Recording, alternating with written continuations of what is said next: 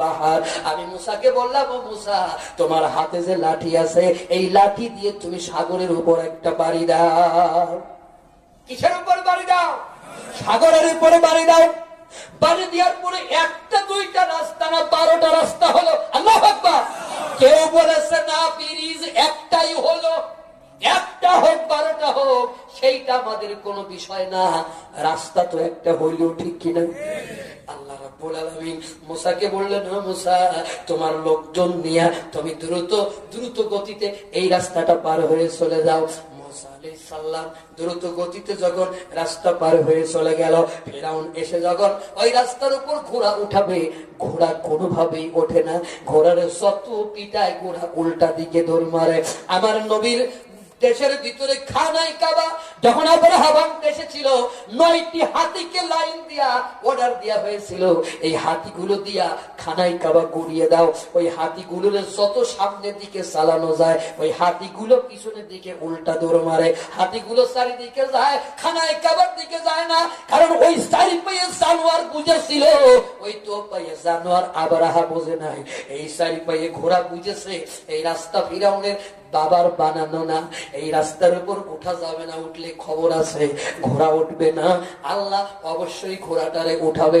জিবরাইলকে বললেন, ও জিবরাইল, একটা ফেরেশতাকে বলো ঘোড়া হইয়া রাস্তার উপর দিয়ে দৌড় দিতে। একটা ঘোড়া যখন রাস্তার উপর দিয়ে দৌড় দিছে, ফেরাউনের ঘোড়াও মনে মনে চিন্তা করে আমার সমস্যা কি। ফেরাউনের ঘোড়া উঠার পরে ফেরাউনের সমস্ত দলবল লোকজনের ঘোড়া উট গুলো যখন তারা যখন রাস্তার উপর উঠে গেছে, আল্লাহ ডাকতে বলে, ও রাস্তা, কারা তোমার উপর উঠেছে? রাস্তা বলতেছে, আল্লাহ, এই দুনিয়ার বাছাইকৃত সব শয়তানের দল, একটা ন্যূনতম ইমানদারও এখন আমার ভিতরে নাই। আল্লাহ ডেকে বললেন, ও রাস্তা, তুমি ওদের সাথে কি আচরণ করবা? রাস্তা বলল, আল্লাহ, তুমি আমার যা হুকুম করবা। তারপরে কি হলো? তারপরে কি হলো? কি হলো ভাই, আজকে আর বলা যাবে না। আল্লাহ যদি বাঁচায় রাখে, আগামী দিন আবার যদি চান্স পাই, সেই দিন এখান থেকে ওয়াজ শুরু হবে।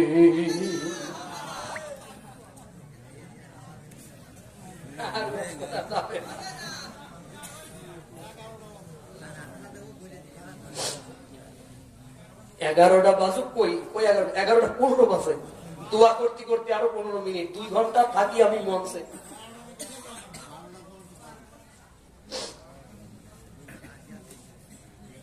কি কোরআন ওয়াজ ভালো লাগে? তাহলে আপনাদের শব্দ আসতে হইলো কেন এতক্ষণ? ব্যাপারটা কি? আর একটু চলবে? একটা তাকবীর হোক, লিল্লাহে তাকবীর। আল কোরআনের আলো, নারে তাকবীর। আলহামদুলিল্লাহ, আল্লাহ কবুল করে নিন, বলেন আমিন। আসলে আমি বলেই যাবো, এটা একটু আকর্ষণ বাড়ায় নিলাম।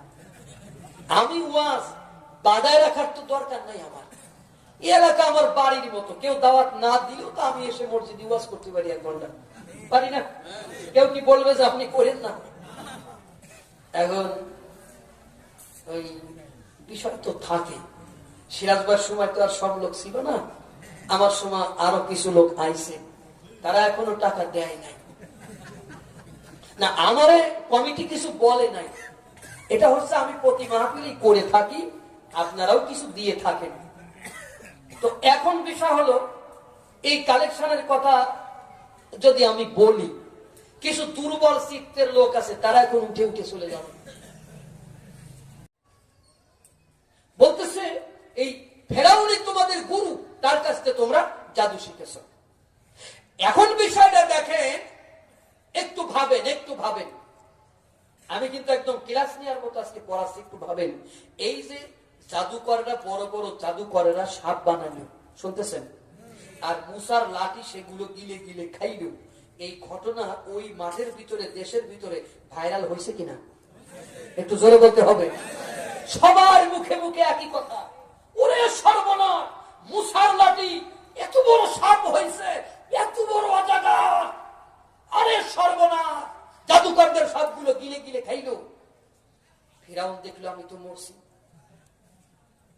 এখন যদি এই ইস্যুটা সারা দেশে ছড়াইতে থাকে, শুনতেছেন আপনারা, এই ইস্যু যদি সারা দেশে ছড়াইতে থাকে, এটা যদি ভাইরাল হয়, এটা যদি আমি বন্ধ করতে না পারি, এই ইস্যু যদি আমি অন্যদিকে ডাইভার্ট করে দিতে না পারি, তাহলে এই ইস্যুতে আমার পতন হয়ে যাবে। তখন ফিরআউন কি বলতেছে? ফিরআউন একটা গরম বক্তব্য দিচ্ছে। গরম বক্তব্য দিয়ে বলেন, ইউরিদু আইব ইউখরিজাকুম মিন আরদিকুম বিসিহরি। বলতেছে, হে দেশের জনগণ, জাদুর এই খেলা দেখে তোমরা খুশি হইও না। এই মূসা জাদুর বল দিয়ে তোমাদেরকে দেশ থেকে বের করে দিতে চায়। দেশের জনগণকে কি করতেছে? খেপাচ্ছে। কথা বল না কেন? দেশের জনগণকে খেপাচ্ছে। চেয়ারম্যান সাহেব কি চলে যান? কোন যাচ্ছে? 5 মিনিট। আমার এটা বলে আপনি এভাবে পালাইতে পারেন না, তাহলে আপনার ইলেকশন এবার বন্ধ করে দেবো বলে দিলাম। বসেন বসেন। আমার ভাই আর আমরা ইয়ারবে মানে একই সালে এসএসসি আমরা পাস করেছি দুজন। তো এখন বিষয়টা দেখেন, দেশের জনগণের খেপাচ্ছে। আসলে কি জনগণের আছে? কথা কয় না। জনগণের আছে? আমাদের দেশে এরকমের জনগণ ছাড়া নেতা আছে।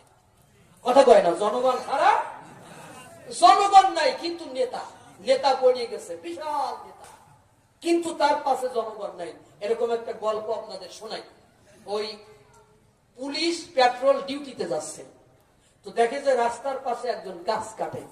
তা পুলিশ কয়, কেডারে গাছ কাটিস? কয়, স্যার জনগণ। গাছ কাটে কে? অফিসার কয়, চালা গাড়ি চালা, জনগণের গাছ জনগণ কাটা, আমাদেরকে কাট। পুলিশ শুনতেছে। 3 দিন পরে আবার ওই রাস্তা দিয়ে যাচ্ছে, দেখে গাছ কাটে। পুলিশ কয়, গাছ কাটিস কে রে? কয়, স্যার জনগণ। গাড়ি চালা, কাটে। 1 সপ্তাহ পরে পুলিশ যায়, এই গাছ কাটিস কে? কয়, স্যার জনগণ। পুলিশের কৌতূহল হইল, পেপার দেখি 3 দিনে একাই গাছ কাটে, আর কয় জনগণ। আর লোক কোথায়?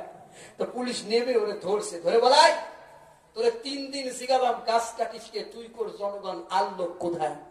মিথ্যা কথা বললি কেন? আল্লাহর কসম মিথ্যা কথা বলি নাই, আমার বাপ মা আমার নাম রাখছে জনগণ। আমার বাপ মা আমার নাম রাখছে, আমি নিজেই জনগণ। তো ফিরাউনের কি জনগণ আছে? ও বলতেছে, হে জনগণ, এই মুসা তোমাদেরকে জাদুর জোরে দেশ থেকে বের করে দিতে চায়, ফামাজা তা'মুরুন, তোমাদের রায় কি? এখন জনগণ তো নাই, আছে তো কিছু দালাল। আছে কি? জোরে বলেন। দালাল। সেই দালালেরা বলতেছে, আকালাল মালাউ মিন কওমি ফিরআউনা আতাযারু মূসা ওয়া কওমাহু লিইফসিদু ফিল আরদ। তুমি কি মুসা ও তার জাতিকে এমনিতেই ছেড়ে দেবে? তারা দেশে বিপর্যয় সৃষ্টি করে দেবে। ওয়া যারাকা ওয়া আলিহাতাক, এবং তোমার ইবাদত বন্দেগী পরিত্যাগ করুক। দালালেরা, এজেন্টরা এইবার ফিরআউনের খেপাচ্ছে। আসলে নেতা নেতার জন্য শেষ হয় না, নেতা শেষ হয় তার অনুসারীদের কারণে। নেতা নেতার কারণে শেষ হয় না। কথাটা ঠিক না? নেতা শেষ হয় তার অনুসারীদের। এই যে আমাদের প্রাইম মিনিস্টার, প্রধানমন্ত্রী জীবনে কি বলেছে? ইসলাম ধর্ম আমরা চাই না, রাষ্ট্র ধর্ম ইসলাম চাই না। কথা বল, জীবনে শুনেছেন এই কথা? কিন্তু এসে কে বললো? মুরাদ বললো।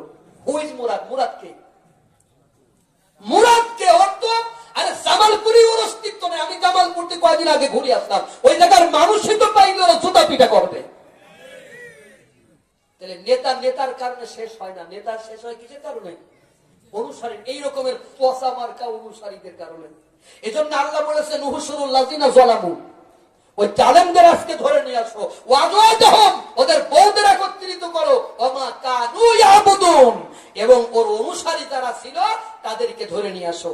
চাচারা, এই জায়গা আল্লাহ 3 শ্রেণীকে ধরে আনতে বলেছে: অত্যাচারী নেতা, নেতার বউ এবং নেতার অনুসারীরা। অনুসারী কারা? ওই যে আপনারা স্লোগান দিয়ে বেড়াইছেন, 1 কাপ চা খাইছেন, 1 আটি মাসুদ বিড়ি নেছেন, 2 গুল নেছেন, 200 টাকা পকেটে নিয়ে আপনারা স্লোগান মেরে বেড়াইছেন, আমার ভাই তোমার ভাই, কলাগাছ ভাই, কলাগাছ ভাই, কলাগাছ ভাইয়ের চরিত্র ফুলের মতন পবিত্র, কলাগাছ ভাইয়ের মার খা, বাস মার খা। এই যে আপনারা স্লোগান দিয়ে বেড়াইছেন। আবার বলেছেন আমার ভোট আমি দেব, যারে খুশি তারে দেব। কারে দেবেন? এমন বজ্জাতের ভোট দেবেন যেই বজ্জাতের কারণে কোরআনের মাহফিল বন্ধ হবে। কথা কোন? এমন বজ্জাতের ভোট দেবেন যেই বজ্জাত হলে এলাকায় মাহফিল বন্ধ হয়ে যাবে। সেরকম লোকের যদি আপনি ভোট দেন তাহলে আপনার ভোটের কি হবে? আপনি মনে করছেন এ ব্যাপারে আল্লাহ কোরআনে আয়াত নাজিল করে নাই, আপনার যা মনে হয় টিপসই মাইরে চলে যাচ্ছেন। সেই লোকের বেছে নিন যেই লোকের কোরআনের মাহফিলে পাওয়া যায়, যেই লোকের তাফসীর মাহফিলে পাওয়া যায়, যেই লোক তাফসীর মাহফিলে সহযোগিতা করে, যেই লোক আলেম ওলামারে ভালোবাসে। কথা বলেন ঠিক কিনা? সে কোন দলের লোক তা আপনার দেখার দরকার নাই। ও দলমাল বাংলাদেশে আমরা দেখেছি, আজকে যে দল আছে কালকে সেই দল সে নাও থাকতে পারে। আপনি ব্যক্তিকে বেছে নিন, একটা মানুষকে আপনি বেছে নিন। সম্মানিত বন্ধুগণ, আমার ভাইকে আমি 5 মিনিট ঠেকাইছি, আর ঠেকাবো না। আমার এই এলাকায় যতগুলো মাহফিল হয়েছে সমস্ত মাহফিল গুলোতে তিনি অ্যাটেন্ড থেকে আখেরি দোয়া করে তারপরে তিনি গিয়েছেন। আজকে তাকে আমরা ঠেকাইতে চাই না, তো তাকে আমরা বিদায় ওইভাবে সে পালায় কেন যাবে? আমি বরঞ্চ তাকে বলতে চাই যে আপনি 2 মিনিট জনগণের সামনে আপনি কথা বলেন, কথা বলে আপনার মেসেজটা আপনি জনগণের কাছে দিয়ে যান। আমরা আপনার উপর খুশি, আপনার আচরণে আমরা না, মানে মেসেজ বলতে টাকার মেসেজ না, যেহেতু তিনি নির্বাচনে দাঁড়াইছেন, ঠিক কিনা? এই জন্য তার দোয়া নেওয়া, তিনি আমার ভাই বন্ধুর মতো। হ্যাঁ,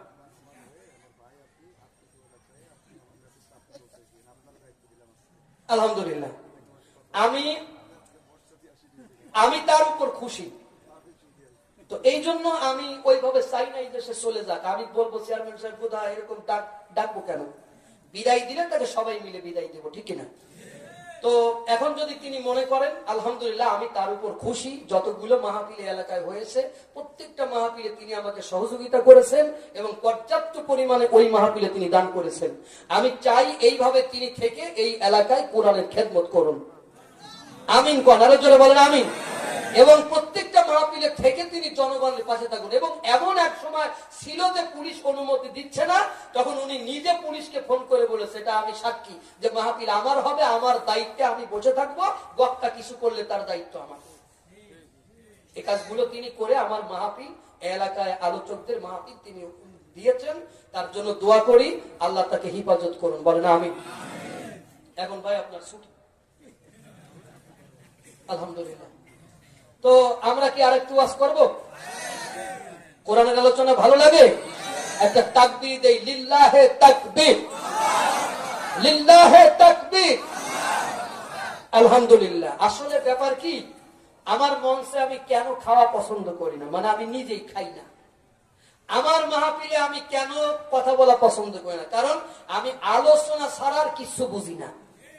আমার মাহফিলে আমি যখন শুরু করেছি, দেখেন ভূমিকা, অনেক বক্তার আছে 50 মিনিট দেয়, আমি 5 মিনিটের ভিতরেই কিন্তু আলোচনা চলে আসছে।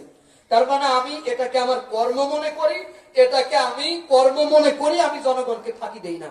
সম্মানিত বন্ধুগণ আমার, তো এখন নেতা, নেতার বউ, নেতার অনুসারী, 3 শ্রেণীকে কিয়ামতের মাঠে ধরা হবে। কয় শ্রেণী? জোরে কর। 3 শ্রেণী। নেতার অপরাধ কি? নেতার অপরাধ সে জনগণের উপর জুলুম করেছে, আল্লাহর দ্বীনের বিরোধিতা করেছে, ঠিক কিনা? আর বোর অপরাধ কি?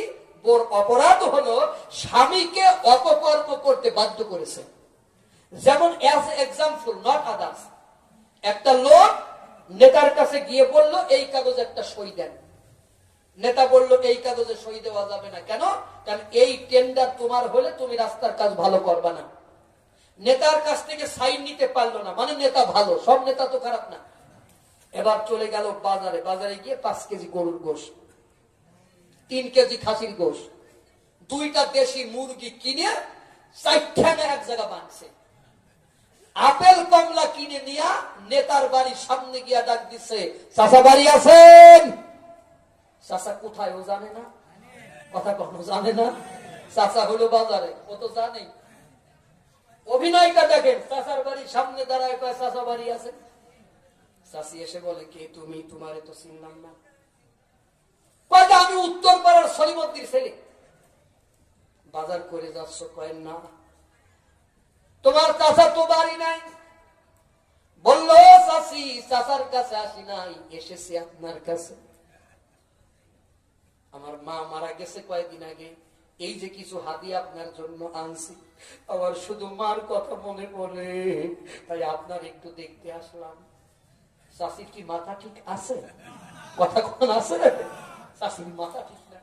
চাষি বললো বাবা বসো, দুপুরে খেয়ে যে। বললো না, আমার খাওয়ার সময় নাই, আমার ছোট্ট একটা কাম আছে চাচার কাছে। কি কাম? এই কাগজ একটা সই করতে হবে। চাষি বললো ধরবো কাম, এটা কোনো কাম হইলো? তোর চাচা যেখানেই থাক, দুপুরে খেতে আসবে, এইটা হলো তোর চাচার হেড অফিস। তুই কাগজ রেখে যা, সন্ধ্যার সময় তুই নিয়ে যাস, আমি সই করে রাখবো।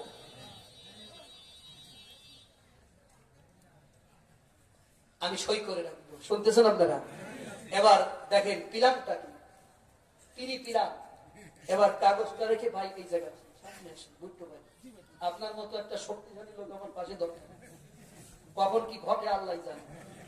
হ্যাঁ, কষ্ট হয়। এরপরে কাগজটা রেখে ছেলে চলে গেল। চাচা দুপুরে খাইতে আসছে, গরু খাসি মুরগি দেখা। চাচা বললো আমি তো এত বাজার করি না। সে বলল রাখ, তুই বাহিরের নেতা, আমি ঘরের নেতা, খা। এরকমের বউ বুঝে আপনাদের দেশে না? ভয় পাইছে, ভয় আর এখন কথা বলতেছে না। এরকমের বউ কি আছে? কি করবে? খেয়ে নিল, খাওয়ার পরে আয় দাঁড়াও, এই কাগজে একটা সই কর। নেতা কাগজের দিকটা মনে মনে চিন্তা করে, তো আমি আগেই সই করি নাই। আমার ম্যানেজ করতে না পেরে আমার বউরে ম্যানেজ করছে, এই জন্যই গরু খাসি মুরগি। নেতা বললো না, এই কাগজে সই করা যাবে না, সমস্যা আছে। বউ বলল এই কাগজে যদি সই না করো, ধরলাম আমি আরি, তোমার বাড়ি ছেড়ে চললাম আমি আমার বাপের বাড়ি, টাটা। এখন কোন চাচা আছে ওই কাগজে সই করবে না? সেই চাচার নাম কম বলেন, আমাকে নাম বলেন।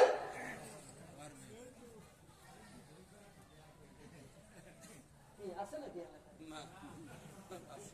এত সাহস কারণ আছে? হ্যাঁ, এত সাহস নাই। চাচা সই করে দিল। আচ্ছা, এই যে চাচা সই করলো, চাষির কারণে না? চাষির কারণে না? এরকমের আমার দেশে অনেক ছেলে নষ্ট হয়ে যাচ্ছে এই রকমের চাষির কারণে, ঠিক কিনা? ঘুষ খায়, সুদ খায়, দুর্নীতি করে, ডাকাতি করে, সন্ত্রাসী করে, ওই চাষির টাচ ফোন কেনার জন্য। চাষি কইছে তোর বিয়ে করে আমার জীবন গেছে। ওই পাশের বাড়ির মন্টুর বাপ তার মারে কি সুন্দর টাচ ফোন কিনে দিয়েছে, টাচ করলেই সিরিয়াল দেখা যায়। আর তোমার ঘর করলাম 12 বছর, তুমি একটা ফোন কিনে দিতে পারলে না। চাচা এবার রামদা নিয়ে দাঁড়াই গেছে রাস্তায় ডাকাতি করার জন্য, বোর্ড টাচ ফোন কিনে।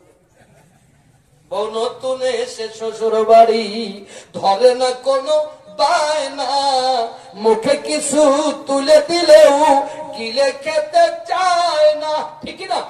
বউ নতুন এসে শ্বশুর বাড়ি, ধরে না কোনো বায়না, মুখে কিছু তুলে দিলেও গিলে খেতে চায় না। কিছুদিন গেলে পরে সবই বঞ্চিত করে, কিছুদিন গেলে পরে সবই বঞ্চিত করে, পেতে চাই সবটুকু। হায় রে লক্ষ্মী বউ, হায় আদরের বউ। মারহাবা, আসতে না। এরকমের বউ আমাদের ঘরে ঘরে আছে, কিন্তু বউ তো হওয়া উচিত ছিল খাদিজার মতো, আয়েশার মতো। কথা বল না কেন? খাদিজা তার জীবনের সব সম্পদ গুলো ইসলামের জন্য উজাড় করে দিয়েছে। সারা জীবনের অর্জিত সম্পদ আল্লাহর দ্বীনের জন্য ব্যয় করেছে। কোথায় আজকে সেই খাদিজা? নাম রাখছে মেয়ের নাম খাদিজা, মেয়ের নাম রাখছে মারিয়াম। মারিয়াম তার বুকে উন্না নাই, মেয়ের নাম কি? জান্নাতে যাবেই যাবে। কেডা কইছে? হুজুর কইছে। চিন্তা করেন আপনি? আল্লাহ নবী ফাতিমাকে বললেন, আহলে বাইতদের ডাকলেন, ডেকে বললেন এদিকে আসো। এই মাত্র জিবরাইল আমার কাছ থেকে চলে গেল, যাবার সময় বলে গেল যে ফাতেমা, কিয়ামতের দিন তুমি আমার মেয়ে, এই পরিচয় দিয়ে তোমার নাজাতের ফয়সালা হবে না। হাসান হুসাইন, তোমরা আমার দৈহিত্র, এই পরিচয় দিয়ে তোমাদের নাজাতের ফয়সালা হবে না। আলী, তুমি আমার জামাতা, এই পরিচয় দিয়ে নাজাতের ফয়সালা হবে না। তোমার আমল থাকতে হবে। কি থাকতে হবে বলেন? আমল থাকতে হবে। আজকে অনেক স্ত্রী আছে, স্বামীর ইনকামে সে খুশি হয় না। নবীজির কাছে সাহাবী এসে বলতেছেন, ইয়া রাসূলুল্লাহ, আমি দেখলাম যে একটা জঙ্গলি উট আপনার পায়ে সিজদা দিচ্ছে, আমরা আপনাকে সিজদা করি। নবীজি বললেন, ও সাহাবীরা, মানুষ হয়ে যদি মানুষের সিজদা করার বিধান থাকতো, আমি নবী বলে দিতাম প্রতিটা স্ত্রী যেন তার স্বামীর পায়ের নিচে সিজদা দেয়। প্রতিটা স্ত্রীকে আমি বলে দিতাম। আজকে এরকমের বজ্জাত মার্কা বউদের কারণে অনেক ছেলেরা মাকে খেতে দেয় না, বাপকে খেতে দেয় না, মারে তাড়ায় দেশে, বাপরে তাড়ায় দেশে। আছে কি নাই? কথা বলেন, আছে কি নাই? এদের ভাগ্যের উন্নয়ন জীবনও হবে না। মায়ের মর্যাদা কত, পাওয়ার কত। বুখারীর হাদিসের ভিতরে আছে যে বনী ইসরাইলদের ভিতরে জুরাইজ নাম করে একজন আবেদ ব্যক্তি ছিলেন। তিনি একটি ইবাদতখানা বানাইয়া সেখানে ইবাদত বন্দেগী করতেন। সবসময় নামাজের রত থাকতেন। মানে নামাজ নতুন ইবাদত নয়, নামাজ পৃথিবীর শুরু থেকেই ছিল। আমাদের মতো এরকমের 5 ওয়াক্ত না, খন্ড খন্ড ভাবে তারা নামাজ আদায় করত। তো জুরাইজ নামাজের ভিতরে, সিজদার ভিতরে আছে। মা বাহিরের দিকে ডাক দিয়ে বলে, জুরাইজ, আমি তোমার মা, তোমার সাথে দেখা করতে আসছি, তুমি কথা বলো। জুরাইজ মনে মনে চিন্তা করে, একদিকে নামাজ আর আরেকদিকে আমার মায়ের ডাক, আমি কোন দিকে যাই? তিনি নামাজের ভিতরেই রয়ে গেলেন, মায়ের ডাকে সাড়া দিলেন না। মা জননী ফিরে চলে গেলেন। আবার পরের দিন আসলেন, এসে ডাক দিয়ে বললেন, ও জুরাইজ, আমি তোমার মা, তোমার সাথে দেখা করতে আসছি। জুরাইজ সেদিনও নামাজের ভিতরে রয়ে গেল, মায়ের ডাকে সাড়া দিল না। শোনা যাচ্ছে মা জননী অনেকক্ষণ ডাকাডাকি করার পরে আল্লাহর দরবারে হাত তুলে বলেন, রব্বুল আলামিন, জুরাইজ আমার সন্তান, আমি জুরাইজকে গর্ভে ধারণ করেছি, আমার জুরাইজ আমার ডাকে সাড়া দিল না। আমি আমার জুরাইজের জন্য দোয়া করে দিলাম, আল্লাহ, যতদিন পর্যন্ত আমার জুরাইজকে ব্যভিচারীর অপবাদ দিয়া না হবে, জেনাকারীর অপবাদ দিয়া না হবে, ততদিন পর্যন্ত আমার জুরাইজের কাছে তুমি আজরাইল পাঠাবা না। মা দোয়া করে চলে গেল। অনেকদিন হয়ে গেল। বনী ইসরাইলেরা জুরাইজ জুরাইজ বলে চিৎকার করতে লাগলো, কিন্তু জুরাইজ তাদের ডাকে সাড়া দিল না। বনী ইসরাইলেরা ইবাদতখানা ভাঙতে শুরু করে দিল। জুরাইজ বাহিরে এসে বলেন, ও বনী ইসরাইলেরা, আমার ইবাদতখানা ভাঙলো কেন? বনী ইসরাইলেরা বলতেছেন, ওরে ব্যভিচারী, আমরা তোমাকে ভালো মনে করেছিলাম। এই যে মহিলা, তার কোলে যে বাচ্চা আছে, মহিলা বলেছে এই বাচ্চার বাপ নাকি তুমি। এরকমের আকাম কুকাম তোমার থেকে আমরা আশা করি না। তখন জুরাইজ নিচে নামলেন, নেমে বাচ্চার পেটে একটা টোকা মারলেন, সাথে সাথে বাচ্চার জবান খুলে গেল। হাদিসের ভিতরে আসছে 3 জন বাচ্চা কথা বলার আগেই কথা বলেছে। এর একজন বাচ্চা হযরতে ইউসুফ আলাইহিস সালামের সম্পর্কে সাক্ষী দিয়েছেন। ইউসুফ আলাইহিস সালাম যখন দরজার দিকে দৌড়াইতেছিলেন, জুলাইখা পিছন থেকে জামা টেনে ধরেছে। সে দরজায় গিয়া ইউসুফ যখন বাহিরে বের হতে যাবে, পিছন থেকে জামা টেনে ধরেছে। ইউসুফের পিছনে কিছু জামা জুলাইখার হাতের ভিতরে রয়ে গেছে। দরজার বাহিরে গেলে আজিজের সাথে দেখা, স্বামীর সাথে দেখা। তখন আজিজ মন্ত্রী জুলাইখা এবং ইউসুফের এই অবস্থা দেখে আজিজ যখন তাকিয়েছে, জুলাইখা কি করবে? নিজের দোষটা গোপন করার জন্য ইউসুফ আলাইহিস সালামের নামে মিথ্যা মামলা করেছে। ওটি ছিল পৃথিবীতে সর্বপ্রথম ধর্ষণের মামলা, নারী নির্যাতনের মামলা। ওটাই ছিল পৃথিবীতে সর্বপ্রথম নারী নির্যাতনের মামলা। জুলাইখা আজিজের কাছে মামলা করলো, এই ছেলেটারে লালন পালন করেছ, সে তোমার স্ত্রীকে বেইজ্জতি করতে চাইছে ঘরে আটকাইয়া। আসলে কি ঠিক? কথা বলেন, ঠিক? কিন্তু মামলা হচ্ছে এটা পৃথিবীর সর্বপ্রথম নারী নির্যাতনের মামলা। আল্লাহ নবীর বিরুদ্ধে নারী নির্যাতনের মামলা। তাহলে এখন যদি কোন আলেমের বিরুদ্ধে ধর্ষণের মামলা হয়, নারী নির্যাতনের মামলা হয়, এটা নতুন কোনো বিষয় নয়, কথা বলতে কিনা? এটা পৃথিবীর যুগে যুগে ছিল, শুধু ইতিহাস জানি না আমরা, তাই কারণ ইতিহাস তো আমরা পড়ি না। আরেকটু ওয়াজ করব, কষ্ট হচ্ছে? একটা তাকবীর হোক, লিল্লাহে তাকবীর। সম্মানিত ভাইরা, মামলা করে দিল। মামলা করার পরে ইউসুফ আলাইহিস সালামকে আজিজ বলতেছেন, তোমার কোনো সাক্ষী আছে? এই ঘটনা আল্লাহ ছাড়া তো আর কেউ দেখে নাই, দেখছে? তাহলে সাক্ষী মানবে কারে? আরেকটু আওয়াজ বাড়বে, সাউন্ড বক্স। মনিটর লাগে তো, মনিটর নাই আজকে, এই জন্য সাউন্ড বক্সে মনিটর বানাইছে। সম্মানিত ভাইরা, তো এখন কি হলো?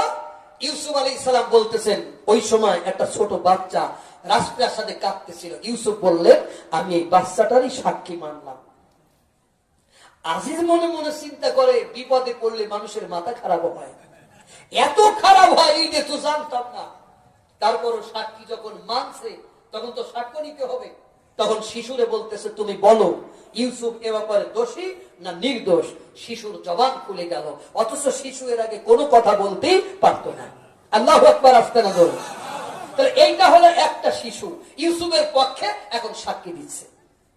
শিশু বলল, ইউসুফের যদি সামনের জামা ছেঁড়া থাকে তাহলে ইউসুফ দোষী, জুলাইখা নির্দোষ। আর যদি পিছনের জামা ইউসুফের ছেঁড়া থাকে তাহলে ইউসুফ দোষী, জুলাইখা দোষী, ইউসুফ নির্দোষ। এখন আজিজ তাকিয়ে দেখে ইউসুফের পিছনের জামাই ছেঁড়া। সাক্ষী ঠিকঠাক হয়েছে কি হয় নাই?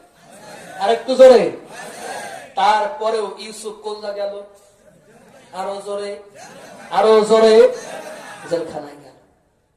জেলখাটা সুন্নাত। আমাদের অনেক মৌলভী হুজুর কিছু মনে করবেন না, নামটা একটু জুতজাত মতোই থুইছে।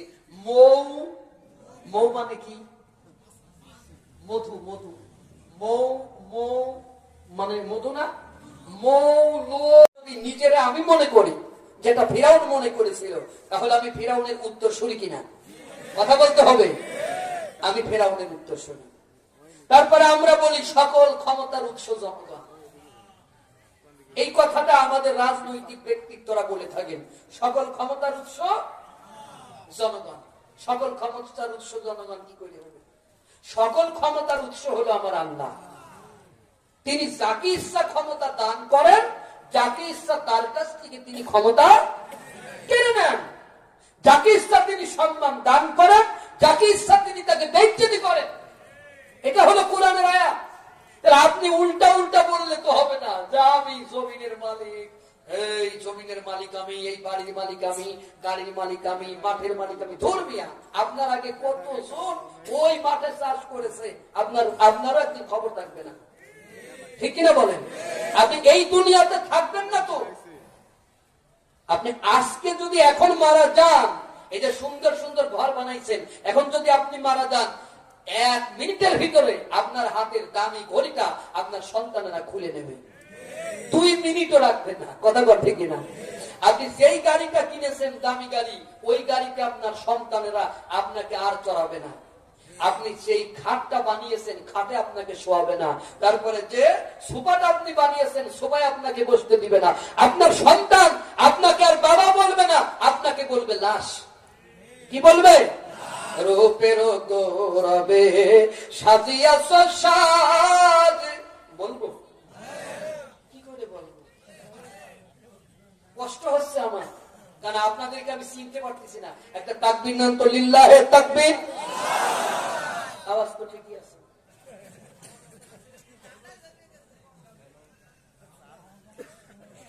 রূপের গৌরবে সাজিয়াছ সাজ, সোনা দানা কত কিয়া রাজকীয় পোশাক। যেদিন প্রাণ পাখি যাবে তুমি পড়ে রবে, প্রাণ পাখি যাবে তুমি পড়ে রবে, সকলই হবে তোমার পরে। মন আমার কেন বান্ধ দালান ঘর? বলেন, একদিন মাটির ভিতরে হবে ঘরে। মন আমার কেন বান্ধ দালান ঘর। মারহাবা, আসতে না। কিসের অহংকার আপনার? কোন অহংকার আপনি এই আচরণ করতেছেন আজকে? তাহলে ফেরাউন কি করে? সে নিজেকে জমিনের মালিক মনে করে, ঠিক না? মালিক মনে করে সে আল্লাহর সাথে বিদ্রোহ করে। শুধু বিদ্রোহ করে না, তার দেশের অধিবাসীদেরকে সে বিভিন্ন দলে ভাগ করে। কি করে? জোরে কোন? কেন ভাগ করে? ভাগ করে কেন? তাফসীর মাহফিল তো নাম দেন, তাফসীর বোঝেন নাকি? আমাদের বক্তারা আপনাদের তাফসীর বোঝায়। কেন ভাগ করে? আচ্ছা বলেন তো, ফিরাউন যে ক্ষমতায় ছিল, তারে কি জনগণ ক্ষমতা রাখছিল না এমনি এমনি ছিল? জনগণ রাখছিল। জনগণ রাখছিল। জনগণ কি তারা ভালোবাসতো না ভয় করত? ভয় করত। সে দেখলো এই দেশের জনগণ যদি ঐক্যবদ্ধ থাকে তাইলে তো আমি ফিরাউন আর থাকতে পারবো না। সেজন্য সে কি করলো? ওই দেশের জনগণকে সে বিভিন্ন দলে উপদলে ভাগ করলো।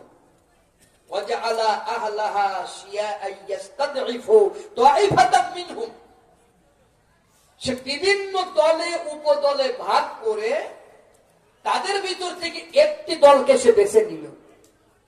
সেই দলের ইউজাব্বিহু আবনাআহুম, তাদের ছেলেদের জবাই করতে লাগলো। ওয়াস্তাহাই নিসাআহুম, তাদের কন্যা সন্তানদেরকে বাঁচিয়ে রেখে দাসীবান্দিতে পরিণত করতে লাগলো। সেই একটি দলই ছিল তৎকালীন আল্লাহওয়ালা মানুষের দল। সেই দলটা ছিল তৎকালীন আল্লাহর প্রিয় বান্দারা। সেই দলটা ছিল কিতাবপ্রাপ্ত দল। যে দলটা ছিল নবীর গোষ্ঠী, নবীর গোত্রের দল। তাদেরকে ফিরাউন অত্যাচার নির্যাতন করতে লাগলো। তার মানে ফিরাউনের স্বভাব হলো আল্লাহওয়ালা মানুষের উপর অত্যাচার নির্যাতন করা। কিয়ামত পর্যন্ত যারাই আল্লাহওয়ালা মানুষের উপরে, আল্লাহ দ্বীনের উপরে, মুসলমানদের উপরে অত্যাচার নির্যাতন করবে, ওরাই ফেরাউন। ওরাই কি? যারাই মুসলমানদের উপর অত্যাচার করবে, নবীর উম্মতদের উপর অত্যাচার করবে, কিয়ামত পর্যন্ত ওরাই ফেরাউন। কথাগুলো কি বোঝা গেছে? সম্মানিত ভাইরা, এখন আল্লাহ বললেন ইযহাবা ইলা ফিরআউনা ইন্নাহু তাগা। ও মুসা, তুমি ফিরআউনের কাছে যাও, সে খুব অবাধ্য হয়ে গেছে। আচ্ছা, মুসা আলাইহিস সালাম কি ফিরআউনের কাছে গিয়েছিল? ভাই আপনাদের কষ্ট হচ্ছে? আওয়াজ করেন। ফিরআউনের কাছে গিয়েছিল কিসের দাওয়াত নিয়া? কালিমার দাওয়াত নিয়া। এই দাওয়াত কি শান্তির দাওয়াত না অশান্তির দাওয়াত? রাইট, শান্তির দাওয়াত। মুসা আলাইহিস সালাম গিয়া ফিরআউনকে কালিমার দাওয়াত দিলেন। ফিরআউন মুসাকে বলল, ফামার রব্বুকুমা ইয়া মুসা, ও মুসা তোমার বাবার রব কে? মুসা আলাইহিস সালাম বললেন, রব্বুনাল্লাযী আ'তা কুল্লা শাইইন খালকাহু সুম্মা হাদা। আমার রব হচ্ছেন তিনি, যিনি পৃথিবীর প্রতিটা বস্তুকে তার যোগ্য আকৃতি দিয়া তৈরি করেছে। শুধু তৈরি করে নাই, সাথে সাথে চলার রাস্তা বলে দিয়েছে। সুবহানাল্লাহ। যদি আপনার আমার দিকে তাকান, এই যে দেখেন নাকটা, এই নাকটা যেখানে আছে, এই নাকটা যদি কোনো কারণে পিঠের উপর হইতো, তাহলে আপনি খাবার কিভাবে খাইতেন ভাই? বলেন। খাবার নিয়ে পিঠের কাছে ধরতে হতো, তারপরে নাকের কাছে সিদ্ধান্ত নিয়ে আপনাকে খাইতে হতো। আবার যদি কপালের উপর নাকটা হতো, তাহলে খাবার নিয়ে কপালের উপরে ধরে গালে দিতে হতো। কথা কোন ঠিক কিনা? কিন্তু আল্লাহ এখন আপনার নাকটা যেই পজিশনে বানাইছে, এই পজিশনে বানাইয়া আপনার উপকার করছে না ক্ষতি করছে?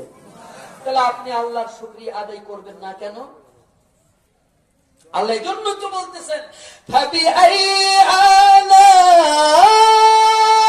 রাব্বিকুমা তুকাযযিবান। মানে কি বোঝেন? ঢালিলাম বাড়ি, ফুটাইলাম ফসল, বিশ্বে করিলাম রিজিকি দান, কেমনে করিয়া অস্বীকার করবি বান্দা তোর প্রতিপালকের না? ঢালিলাম বাড়ি, ফুটাইলাম ফসল, বিশ্বে করিলাম রিজিক দান, কিভাবে তুমি আমাকে অস্বীকার করবে? কিভাবে সম্ভব? আজকে যদি আপনি আপনার নাকের কথাটাই চিন্তা করেন, তাহলে আপনার মাথা মাটির থেকে উঠার কথা না। কথা বল ঠিক কিনা? একজন বাদশা হরিণ শিকারে যাবে, সাথে 200টা সিকিউরিটি নিছে। আচ্ছা, বাদশার সাথে যারা সিকিউরিটি যায় তারা কি নরমাল না স্ট্রং? স্ট্রং। ঘোড়াও নেছি স্ট্রং, বাদশা ঘোড়া নেছি স্ট্রং। বাদশা রওনা হয়ে গেছে, জঙ্গলের কাছে যাওয়ার আগে দেখে সুন্দর একটা হরিণ জঙ্গলের পাশে দাঁড়ায় আছে। এখন বাদশা হরিণকে তাড়া করেছে, হরিণ দৌড়ায়, বাদশাও দৌড়ায়। দৌড়াইতে দৌড়াইতে গভীর জঙ্গলে ঢুকে গেছে। সামনে হরিণ নাই, পিছনে বাদশার সিকিউরিটি নাই, বাদশা একা দাঁড়িয়ে আছে। পানির পিপাসায় বাদশা বড় দুর্বল হয়ে গেল। পানি পানি বলে বাদশা চিৎকার করে, কেউ পানি দিবার নাই। একজন এসে বললেন, বাদশা আমি আপনাকে 1 গ্লাস পানি দিতে পারি, কিন্তু শর্ত হলো এই পানি যদি আপনি নেন, আপনি যে রাজ্য চালান ওই রাজ্যের অর্ধেক আমার নামে আপনি লিখে দিবেন। এবার আপনি বলেন, বাদশা রাজ্য চালাবে না পানি খাবে? কথা বলেন, রাজ্য কি আর চালাইতে পারবে? বাদশা বললেন, বেঁচে যদি না থাকি রাজ্য দিয়ে কিছুই হবে না, আগে পানি দাও তারপরে রাজ্য চালাবো। অর্ধেকটা লিখে দিলেন। লিখে দেওয়ার পরে পানি নিয়ে পানি খাইলেন। এরপরে প্রচন্ড পিসাবের চাপ এসেছে, কিন্তু পিসাব হয় না, কোনোভাবেই পিসাব করতে পারে না। বাদশা পিসাবের যন্ত্রণায় ছটফট করতেছে। একজন এসে বললেন, বাদশা আমার কাছে একটা ট্যাবলেট আছে, এই ট্যাবলেটটা আমি আপনাকে দিতে পারি, কিন্তু শর্ত হলো এই ট্যাবলেট খাইতে হলে রাজ্যের বাকি অর্ধেক আমার নামে লিখে দিবেন। বাদশা বাকি অর্ধেক লিখে দিয়া ট্যাবলেটটা নিয়ে খাওয়ার পরে পিসাব হয়ে গেল। এই একটা উদাহরণ ছাড়ার কিছুই না। এবার আপনি আজকে চিন্তা করেন, বিশাল একটা রাজ্য বাদশা বিক্রি করে দিয়েছে 1 গ্লাস পানি আর একটা ট্যাবলেটের কারণে। আজকে আপনি খাতা কলম নিয়ে বাড়িতে গিয়া বসবেন, প্রতিদিন আপনি কয় গ্লাস পানি খান, কয়বার পেশাব করেন, সপ্তাহে কয়দিন, মাসে কয়দিন, বছরে কয়দিন, 40 বছর পর্যন্ত আপনি কয়দিন করেছেন, এই হিসাব আপনি করবেন। কিয়ামতের ময়দানে আল্লাহ যদি ডাকতে বলে, ও আব্দুর রহমান, তুমি এই যে এত গিলাস পানি খেয়েছো আর এতবার পেশাব করেছো, কি আছে তুমি আমার নামে আজকে লিখে দাও। এমন কোন সম্পদ নাই আল্লাহর নামে আমরা লিখে দিতে পারি। সুতরাং শুধু আপনি পানির হিসাবটাই যদি আল্লাহ কিয়ামতের ময়দানে নেয়, আমাদের বাঁচার কোনো উপায় নাই, কোন লাইন নাই, বাঁচার উপায় নাই। আপনি কেন আল্লাহর শুকরিয়া আদায় করবেন না? হযরত মূসা আলাইহিস সালাম বলেন, রব্বুনাল্লাযী আ'তা কুল্লা শাইইন খালকাহু সুম্মা হাদা। আমার রব হচ্ছেন তিনি, যিনি পৃথিবীর প্রতিটা বস্তুকে তার যোগ্য আকৃতি দিয়ে তৈরি করেছে এবং সাথে সাথে চলার রাস্তা বলে দিয়েছে, হেদায়েতের রাস্তা বলে দিয়েছে। সুবহানাল্লাহ। সম্মানিত ভাইরা, এখন ফেরাউন মূসা আলাইহিস সালামকে বলতেছেন যে তোমার রব কে? সে বলতেছে আমার রব এই বর্ণনা দিয়ে দিলেন। দেখেন, মূসা আলাইহিস সালাম কিন্তু বলে নাই যে তোমার আমি ক্ষমতা থেকে নামাই দিব, এই কথা বলেছে। কিন্তু ফেরাউন বলতেছে, ক্বালা আতিতানা লিতুখরিজানা মিন আরদিনা বিসিহরিকা ইয়া মূসা। হে মূসা, তুমি কি জাদুর জোরে আমাদেরকে দেশ থেকে বের করে দিবা? মূসা কি কইছে বের করে দেব? আরো জোরে, আরো জোরে কর। তো ফেরাউন এই কথা কয় কেন? কারণ ফেরাউন সবসময় ভয় থাকতো, এই ভয়টাই তার ভিতরে কাজ করত। এই ভয়টা সে মনে করত যে এই মূসা বা তার অনুসারীরাই মনে হয় আমাকে দুনিয়ার থেকে নিশ্চিহ্ন করে দেবে। সেই জন্য মূসারে দেখে বলতেছে, তুমি কি জাদুর জোরে আমাদেরকে দেশ থেকে বের করে দিতে চাও? আমারও জাদুকর আছে, জাদুকরদের সাথে তোমার প্রতিযোগিতা হবে। মূসা আলাইহিস সালাম বললেন, জাদুর যদি প্রতিযোগিতা হয় ঘরের ভিতরে হবে না, জাদুর প্রতিযোগিতা হলে মাঠের ভিতরে হবে। তোমার দেশের যত লোক আছে সমস্ত দেশের লোকদেরকে তুমি এক জায়গা করো, এক জায়গা বসেই আমরা জাদুর খেলা খেলবো। ঘরের ভিতরে জাদুর খেলা হবে না, ঘরের ভিতরে জাদুর খেলা হবে না। জাদুর খেলা হতে হলে মাঠে হতে হবে, ওপেনে হতে হবে। তার মানে মুসা আলাইহিস সালামের মাথার ভিতরে এই বুদ্ধিটা এসে গেল যে আমি যদি ঘরের ভিতরে জাদুর খেলা দেখাই তাহলে এই অল্প মানুষ জানবে আমার কালিমার দাওয়াত, আর যদি আমি মাঠের ভিতরে গিয়ে দেখাই তাহলে কালিমার দাওয়াত সারা দেশের মানুষ জানবে। কথা বল ঠিক কিনা? দেশের মানুষ জানবে। এই জন্য মুসা আলাইহিস সালাম বললেন যে জাদুর খেলা যখন হবে তখন ঘরের ভিতরে হবে না, বাহিরে হবে। তুমি অ্যানাউন্স করো, ঘোষণা দাও, ঘোষণা দিয়ে পুরা দেশের মানুষদেরকে তুমি এক জায়গা করো। ফেরাউন কি করলো? সারা দেশের মানুষদেরকে সে এক জায়গা করলো। এক জায়গা করার পরে এক পাশে মুসা এবং হারুন, আর এক পাশে ফেরাউন এবং তার খিতাব প্রাপ্ত বড় বড় জাদুকরেরা আপনার অবস্থান করতেছে।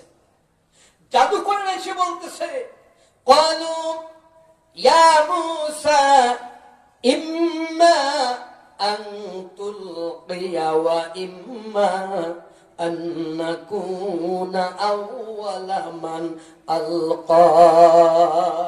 হে মূসা, হয় তুমি তোমার জাদুর লাঠি আগে নিক্ষেপ করো, না হয় প্রথমে আমরাই নিক্ষেপ করি। মূসা বললেন তোমরাই নিক্ষেপ করো, এক ফাঁস তোমরাই নিক্ষেপ করো। জাদুকরেরা তাদের রশি এবং লাঠি সারা মাঠের ভিতরে তারা কি করলো? ছড়িয়ে দিল। ছড়িয়ে দিয়ে তারা বলল, অকালু বিইজ্জাতি ফিরআউনা ইন্না লানাহনুল গালিবুন। ফিরআউনের মর্যাদার শপথ, আমরা অবশ্যই বিজয়ী হব। তার মানে বোঝা যায় ওই জাদুকরেরা ফিরআউনের লোকই ছিল। কথা কয় না কেন? ওই জাদুকরেরা ফিরআউনের লোকই ছিল। এই কথার দ্বারা কি মনে হয় যে তারা মুসার লোক ছিল? জোরে বলেন। তারা ফিরআউনের লোকই ছিল। এখনো পর্যন্ত তারা ফিরআউনের লোক। তাদের রশিগুলো লাঠিগুলো মাঠে ছড়িয়ে দিয়ে সবগুলোর সাপ বানায় ফেলে দিল। আচ্ছা বলেন, সাপ দেখলে মানুষ ভয় পায় না আনন্দ পায়? আরো জোরে কয়। এখন ফেরাউন দেশের মানুষকে ভয় দিচ্ছে না আনন্দ দিচ্ছে? ভয় দিচ্ছে। ওটাই ছিল ফেরাউনের কাজ, দেশের মানুষকে সবসময় আতঙ্কের ভিতরে রাখত। ভয় দিচ্ছে জনগণকে, তোমরা যদি আমার কথা না শোনো তাহলে কিন্তু তোমাদের খবর আছে। আসলে মূলত জাদুর খেলা দেখানোর উদ্দেশ্যই ছিল ফেরাউনের এটা, যে দেশের জনগণকে আমি একটা আতঙ্কের ভিতরে রাখতে চাই। মুসা আলাইহিস সালাম মানুষ, নবী হলেও সে কি? কথা কয় না, সে কি? মানুষ। মুসা আলাইহিস সালামের মনের ভিতরেও তো একটু ভয় আছে, আছে না? মুসা আলাইহিস সালাম একটু ভয় পাচ্ছেন। আল্লাহ রাব্বুল আলামিন বলেন, ওয়া আওহাইনা ইলা মূসা আন আলকি আসাক। হে মূসা, তোমার হাতে যে লাঠি আছে তুমি তা নিক্ষেপ করো, তুমি বিজয়ী হবে। সুবহানাল্লাহ। ফাইদা হিয়া তালকাফু মা ইয়াফিকুন। ওরা যা বানাইছে সবগুলো বিনাশ করে ফেলবে। ওটা জাদুর খেল ছাড়া আর কিছুই না। তোমার লাঠি তুমি মাটির উপরে ফেলে দাও। হযরত মূসা আলাইহিস সালাম, আপনারা দুইজন আলাপ করতেছেন, এই যে হ্যালো, কি সমস্যা আপনার? কথা বল।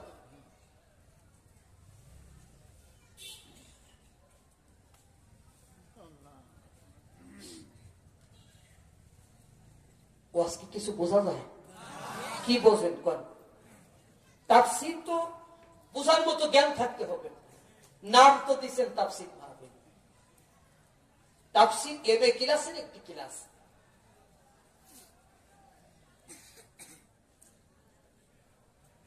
মুসা আলাইহিস সালামের লাঠিটা যখন মাটির উপর ফেলে দিল, বিরাট অজাগার হয়েছে।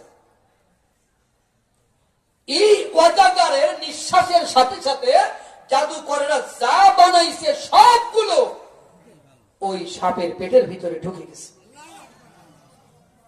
সবাই মিলে বলেন আল্লাহু আকবার।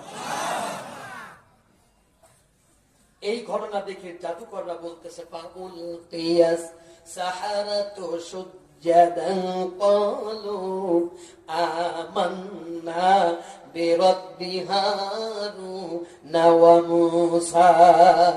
এটা দেখে জাদুকররা সিজদায় পড়ে গেল। তারা বলল আমান্না, আমরা ঈমান আনলাম সেই রবের উপরে যে রবের উপর ঈমান আনছে মূসা এবং হারুন। সুবহানাল্লাহ বলেন। সাথে সাথে জাদুকররা সিজদায় পড়ে গেল। কেন? কারণ জাদুকররা সাথে সাথে বুঝলো যে আমরা হলাম এই দেশের বড় জাদুকর। যত স্কুল আছে জাদুর সব শিক্ষকই আমরা, কেউ প্রিন্সিপাল কেউ মাস্টার। জাদুর বিদ্যা আমরাই শিখাই। এই মূসা জীবনেও কোনোদিন কোন স্কুলে পড়ে নাই, কোন জাদুকরের কাছেও জীবনে যায় নাই। তার ভাই হারুন সেও কোনোদিন জাদু শেখে নাই। এবং ফেরাউনের ঘরে মূসা যতদিন ছিল ততদিনও মূসা জাদু শেখে নাই।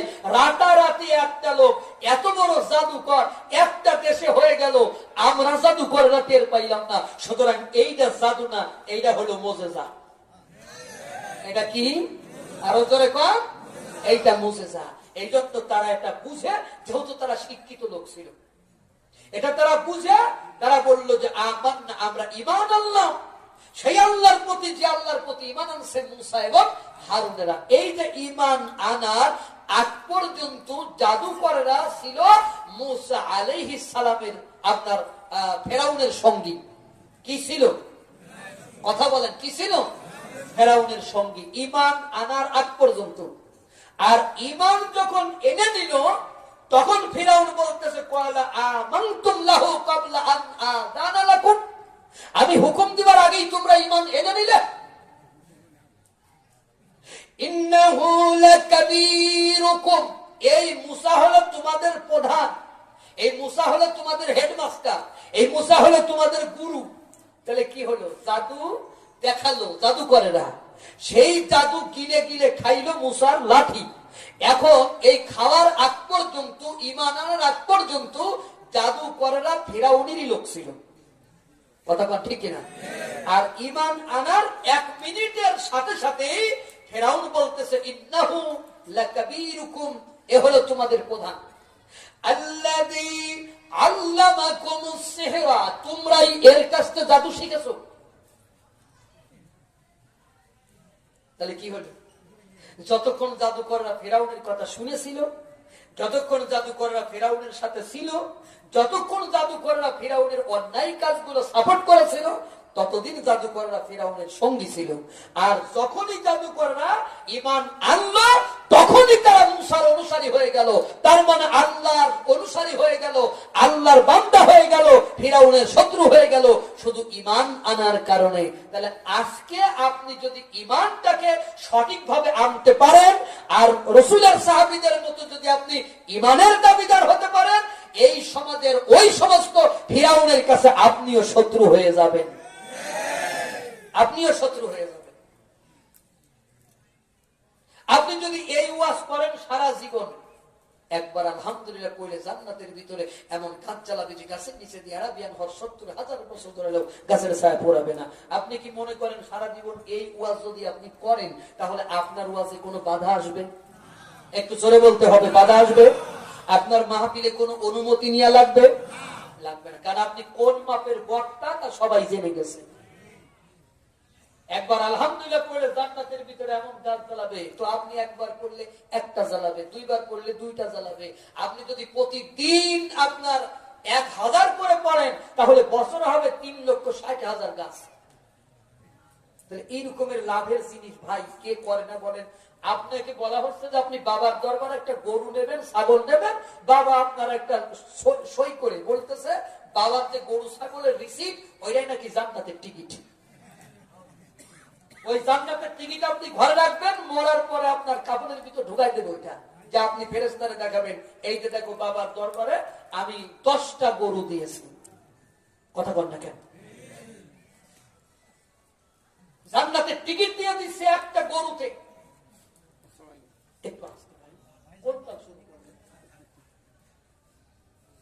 মানে আমি ওয়াজে কোনো ব্যালেন্সই আনতে পারতেছি না।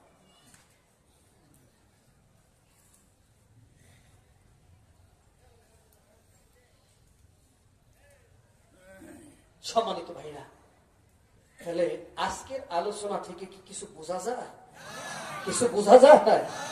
এগুলো কোরআনে আল্লাহ দিয়ে দিয়েছেন আপনাদের শিক্ষার জন্য, বান্দাদের শিক্ষার জন্য, কিন্তু সেই শিক্ষাটা বান্দারা আজকে নিচ্ছে না।